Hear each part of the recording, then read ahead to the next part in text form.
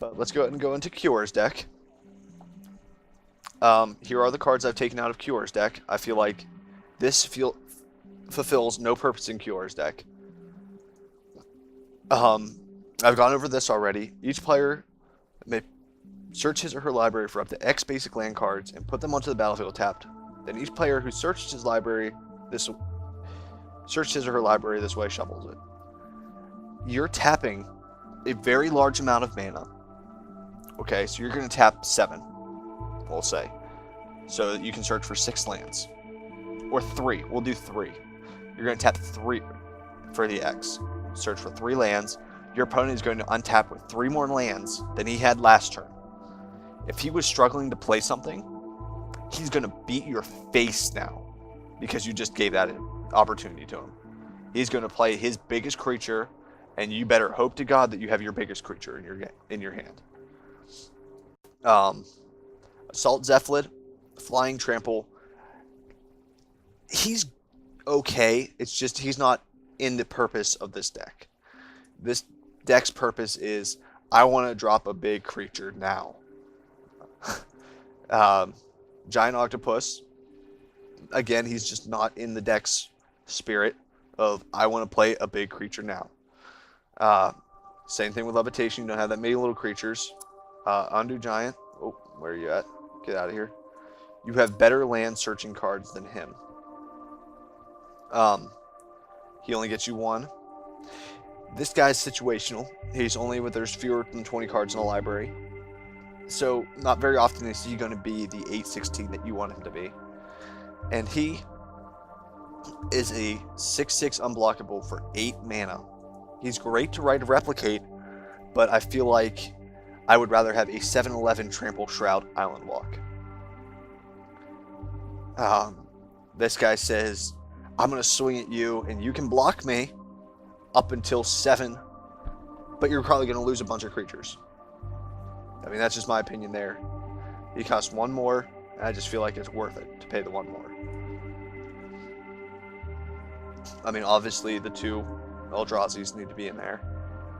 Lorthos is amazing. If he stays out 1 turn, you basically win the game. Young Vi's Embrace is the mind control that you need. It's a bit of a removal spell, essentially. And then you got mind control as well for a removal spell. Simic the Sky Swallower, Flying Trample Shroud. Obviously, he stays in because he can't be targeted by the removal. I mean, that's what you want, is you want big creatures that cannot be targeted. And like I said, a 4/8, there are a ton of 4/5s in the format that can block him all day. Primeval Titan, even if all you do is play him and search for 2 lands, that's fine. If he dies, he did his purpose. He wasted a kill card for them and got you up 2 lands. You know, this is the card advantage that we'd like to see. You know, if you play him, you get 2 lands, so he's 3 cards for 1. They kill him, he's now been 4 cards for 1 because you've removed a card from their hand. If he attacks, you're probably winning the game. Just because you're searching for more lands, you're thinning your deck out, and you're going to draw better. Obviously, you want draw cards in this deck. You go through cards very quickly. Aether Mutation is a great way to keep yourself alive by bouncing their biggest creature and being able to block whatever else they have out there. This is good because it searches for basic lands and puts them onto the battlefield. Not tapped, just onto the battlefield. Rite of Replication, obviously you can use it on yours or your opponent's creatures. Be very careful when using one of your opponent's creatures, like the Molten Phoenix game that I had. You do not want to Rite of Replicate a Molten Phoenix when you have less life than your opponent. Now, if I would have been at less life than him by a multiple of 3, it would have been amazing. It probably would have been the best play out because I could not have blocked those. There's no way I could have blocked those because I would have killed myself. Polymorph, that's one of the reasons I took out the Undo Giants and these guys here, is it makes the 1 Polymorph in the deck a whole lot stronger. Elvish Piper, obviously. Zuri. I keep in most of the mana excel. I keep in most of the card draw. I think I decided on Treasure Hunt. It's a good card. It gets a lot of cards off the top of your library if you like to draw lands like me. But I mean, it's basically a pretty obvious deck. It's 25 lands, it's split right down the middle. And, you know, it's just kind of a, let me grab as many lands as I can and then drop the big scary creatures. And I play 1, 2, 3, 4, 5, 6, 7 big scary creatures. So you're more than likely going to have one in your opening hand. And by the time you get down to it, you're going to have 2 or 3 by the time you're ready to play one. So it's a very good deck. The cautious thing with it is you got to make sure that you can stay alive to that point. And I like Aether Mutation. It does a good job of that. Rite of Replication does. I mean, there's a lot of things that do a really good job of saying you can stay alive. And don't be afraid to block with these guys. That's what they're there for. These guys' only purpose in the deck is to block. I mean, not really. After they're on the field, that's their only purpose. But, I mean, you should be able to drop Primeval Titan turn 4. Almost every game you should be able to drop Primeval Titan turn 4. Turn 5 should be Simic. I mean, so you just got to make sure you keep hands that are good and do what you want. You can't keep a hand that has 4 of these guys and 3 lands. It's just not going to work for you. So you got to mulligan that. But let's go ahead and back out of here. We'll take a look at Sarkhan's deck. Okay, so I talked about taking these guys out, and I did. 6 mana for a 4/4 flying haste just doesn't cut what we want. I did take out 1 Rally the Forces, and I'm very hesitant on that. Where's it at? I feel like 1 is enough in the deck, and he's not strong enough as compared to the 1 in cost deck that says destroy an artifact. He does cost 1 mana less, but he's only a 2/2. He really can't kill that many things in the format. The extra 1 makes him worth playing. And again, this deck is really good against Tezzeret's deck anyway because of the amount of removal it plays. So you really don't need that extra 1 in the deck. This, terrible. I thought it was going to be good. Played it, awful. Awful. First off, it's a sorcery. For 4 mana, you get 1/1/1 goblin. For 5 mana, you get 2. For 6 mana, you get 3. 6 mana for 3 1/1 goblins. 3 1/1 goblins. Thanks, but I will pass. Get that out of there. I don't want that crap in my deck. This, you do not play enough creatures for Battlecry to be relevant. Not a chance. I tried mono red with this deck. Not enough creatures. Goblin Piker, like I said, we got the upgraded version of him in the deck. There's really no point to have another one. Especially one that's not as strong as these guys. These, I'm going to say this now. This is going to be the end all to all of those cards. If you guys want my opinion on these at all, they are awful. Awful. Because I'm gonna play out a scenario for you. You have a 7 card hand. 1 card is that. 3 cards are lands. 3 cards are other spells. Okay? You now have 4 cards in your hand that are not going to help you win the game, essentially. The lands will. The lands are necessary to win the game. But they're not a presence on the field. They can't do anything other than tap for mana. So you have 3 cards in your opening hand that can do something. If your opponent is not playing one of these and has the same hand as you, 3 lands and 4 other cards, his 4 other cards are better than yours because of this 1 card.